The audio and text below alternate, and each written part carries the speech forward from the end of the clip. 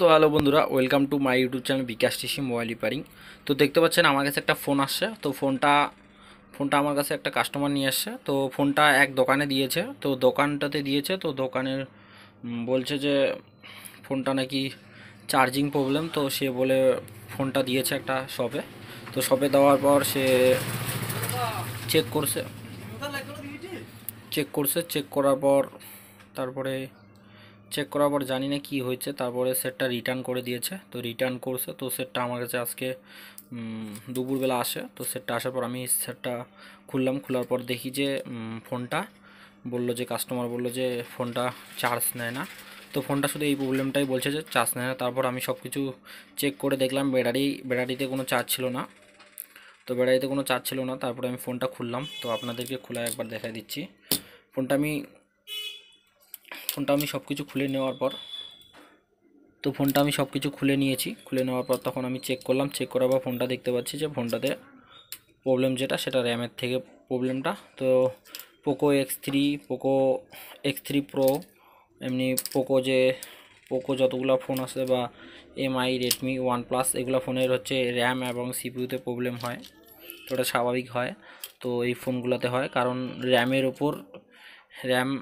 র্যামের ওপর double decker যেগুলোকে বলে, তো ডবল ডেকার থাকে জন্য।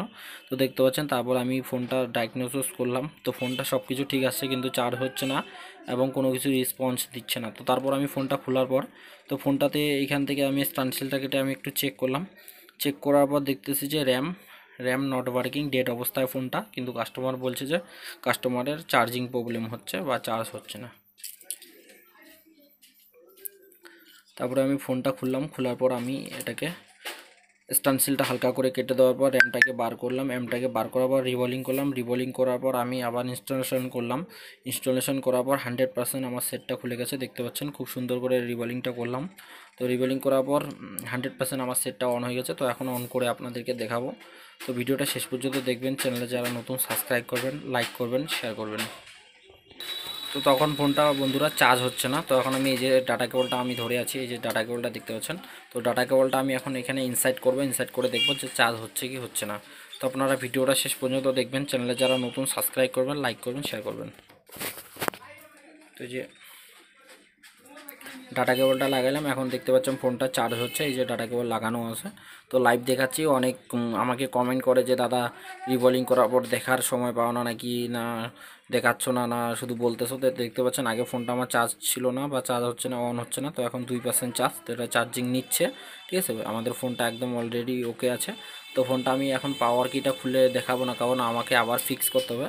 তো ফিক্স করার পর আমি পাওয়ার কিটা খুলে আপনাদেরকে দেখাবো। তো আপনারা যারা আইসি বা সিপিইউ রিভলিং বা কোনো কিছু আইসি চেঞ্জ করবেন, কুরিয়ারে যারা পাঠাচ্ছেন আমাদেরকে ফোনগুলা, তো তারা ফোনগুলো পাঠাচ্ছেন। তো তারা কুরিয়ার চার্জটা আপনাদের হবে এবং খুব কম কম সময়ের মধ্যে, খুব কম টাকার মধ্যে রিপ্লেসমেন্ট এবং ফোনের যে আইসি রিভলিং, সিপিইউ রিভলিং আপনারা খুব সহজে করতে পারবেন। তো আমি ফোনটার অন করে চেক করে সেই ভিডিও, একটা শর্ট ভিডিও আপলোড করব। আপনারা ইউটিউবে গিয়ে চেক করবেন, Bikash TC mobile repairing YouTube channel. তো আমরা সিপিইউ রিভলিং, আইসি রিভলিং সব কিছু কাজই করি। তো আপনাদের যদি কাজ করার থেকে কুরিয়ারে করে পার্সেল করে দিতে চলে আসবে। তো এটাই আমাদের ছোট্ট ভিডিও। যারা এখনও পর্যন্ত আমাদের ইউটিউব চ্যানেল সাবস্ক্রাইব করো, লাইক করো, শেয়ার করো।